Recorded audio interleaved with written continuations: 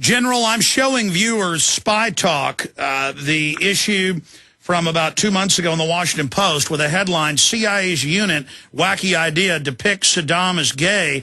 But buried in the article, they admit that they made fake bin Laden videos. The famous bin Laden video is a fake. So bin Laden was writing letters saying he didn't do this after the attacks. Meanwhile, they use message boards and fake videos, and they admit it was a fake video. Why would the CIA arrogantly come out and admit they're growing the opium? Why would they arrogantly come out and brag that they are creating fake bin Laden videos? I mean, why are they so arrogant? Well, this is the imperial arrogance, imperial hubris, which I think afflicts every nation which comes into that position where it stands at the pinnacle, and there is no one to destroy them but they themselves. Their own internal cavities destroy them, their own arrogance and their own sense of injustices. I mean, that is what destroys them. So I think this system is on self-destruct, unfortunately. Their status, somehow, they are not able to handle it properly, the sole superpower status, because there are lesser men. The leaders are lesser leaders. There are pygmies as far as intellectual capacity is concerned, as far as their moral equality is concerned. They are pygmies. This is the problem of the leadership. So I think while we in the third world countries usually cry about our leaders, I think poor America is also really bereft of the quality leadership that they deserve at this time. General, stay there. Final segment with you coming up straight ahead. We'll talk more about World War III. When you watch the films and read the documents about the Soviets massacring villages, carpet bombing villages, it's exactly what our criminal government's doing. The same corporations that have occupied Afghanistan using our military are occupying my country. They're waging war against my Bill of Rights, my Constitution, my children's future. I want my republic back. I want to be known as the land of the free, home of the brave, an example of goodness, not an example of evil.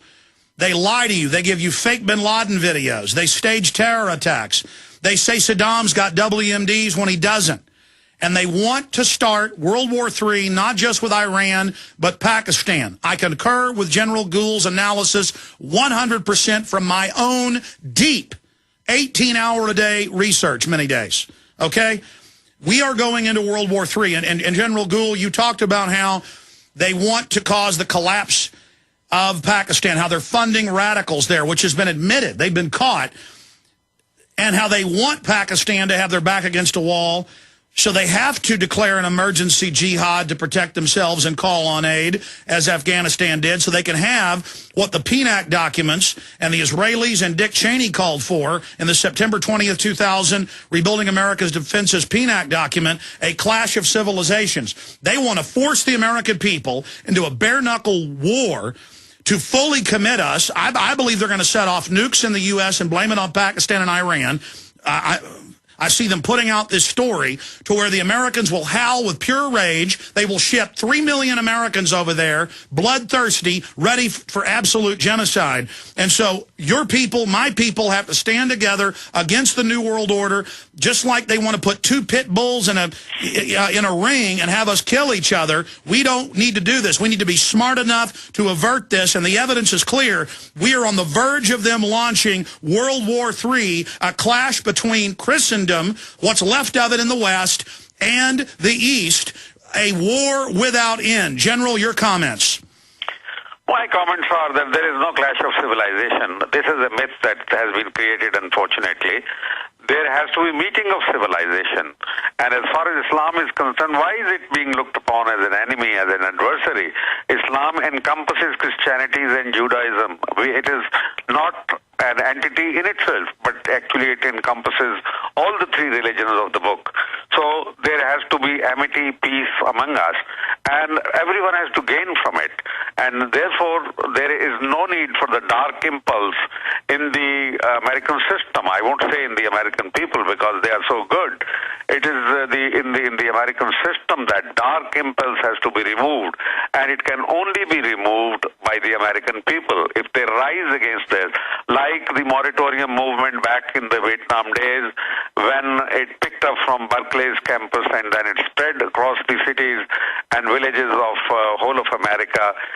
It became the battle cry for American people that this was a useless war, this was a debilitating war, and we must quit as soon as possible, which they did. And of course, America still remained a great power, and eventually, because of the Afghan blood, because the services of Pakistan and men like me, that America enjoys today the status of the sole superpower. Now, America is hell-bent, or that dark impulse in the American system is hell-bent, that they destroy America's position as the sole superpower. So it has to be morally correct, and unfortunately, telling lies with regard to Iraq, telling lies with regard to 9/11, and telling lies now with regard to Bombay attack, everywhere it is lies, lies, and lies, nothing else. And that is not going to be helpful, because that is going to totally demolish the American position.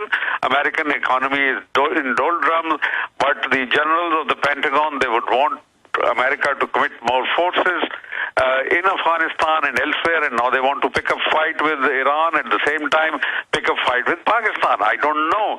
They have to sit down, war game it, and if I am there, I will tell each one of them how wrong they are.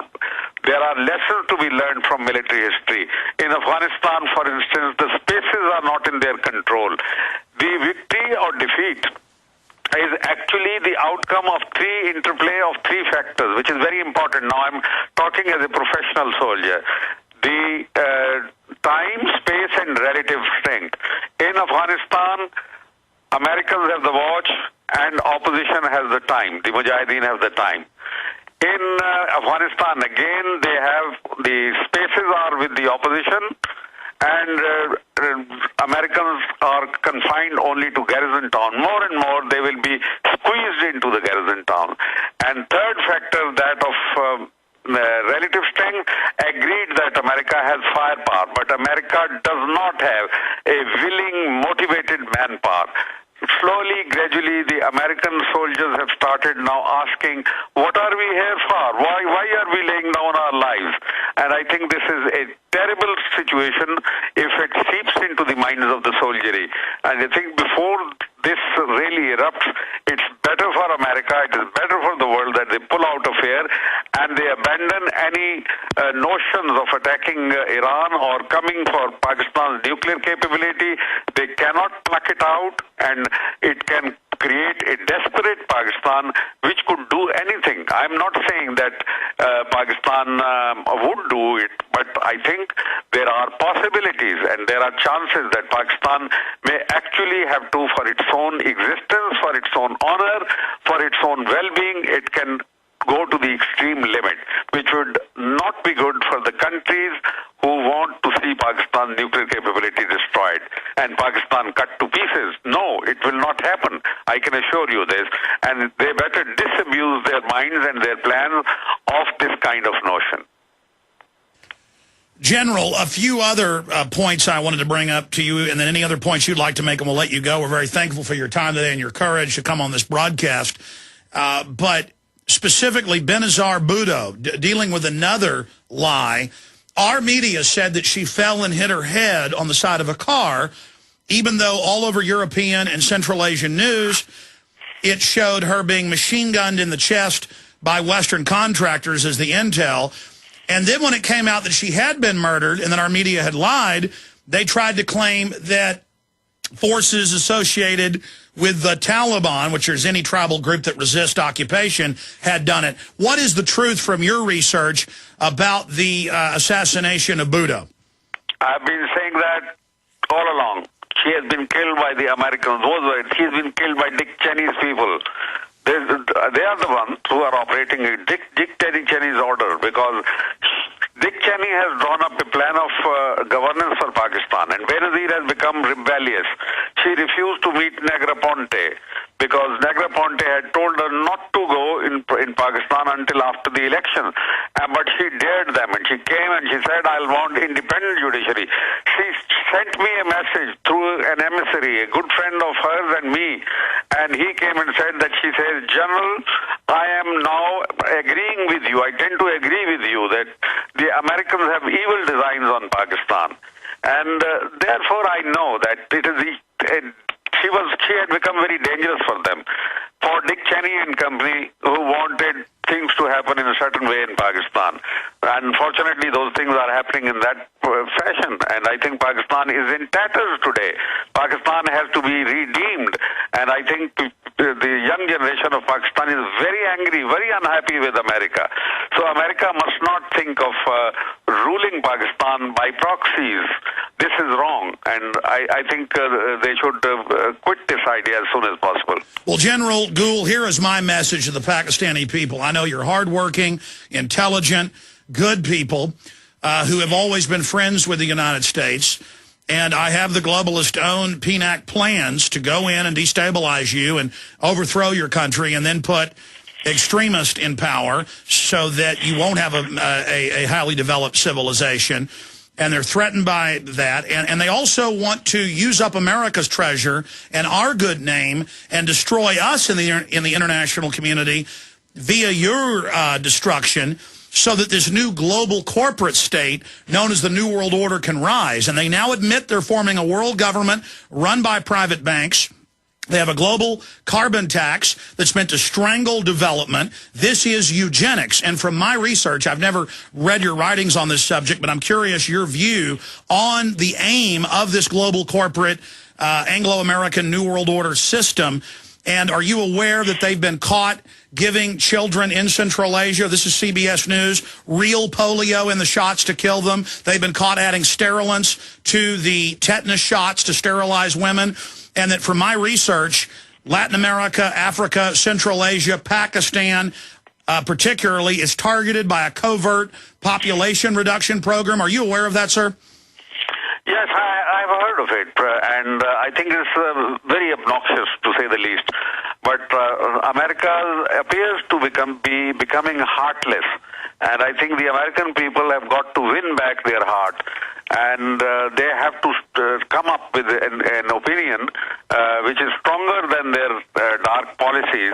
I think that opinion, America can be stopped in the track only by the American people. There's nobody else who can do that for them until the whole disaster takes place. But we want to avert this disaster, as you very rightly said. I think that's your mission, and good luck to you for that mission. I think it's a noble mission, and you must continue pressing this hard as much as you can. General Hamid Gul, thank you so much for joining us today. I look forward to speaking to you again in the future, and I hope that our two countries can be friends, and I hope that we can get our nation back from the globalists. Thank you for joining us. Thank you, Alex, and goodbye. Goodbye, General Gul. Well, there you go, ladies and gentlemen, an hour and 15-minute live, uncensored interview with three-star General Hamid Gul, former head of Pakistani intelligence. And I will post this video and audio at prisonplanet.tv. If you missed any of it in the live show today, it'll be up just minutes after the live broadcast ends, after Max Kaiser is with us on the economy and other news. But what you just heard is the truth from all of my research. Separately, with doing my own research, I can find nothing that Hamid Gul said here that isn't veritas, that isn't the truth. And this guy was a hero in our media in the 80s, leading the attacks against the Soviets. And now, you know, it's the Russians saying we better be careful in Afghanistan and Pakistan, and it's our own government run by a bunch of crooks that is trying to expand all of this. So very informative interview with Lieutenant General Hamid Gul, and obviously in the days to come, you'll probably see a lot of news articles written about all of this, but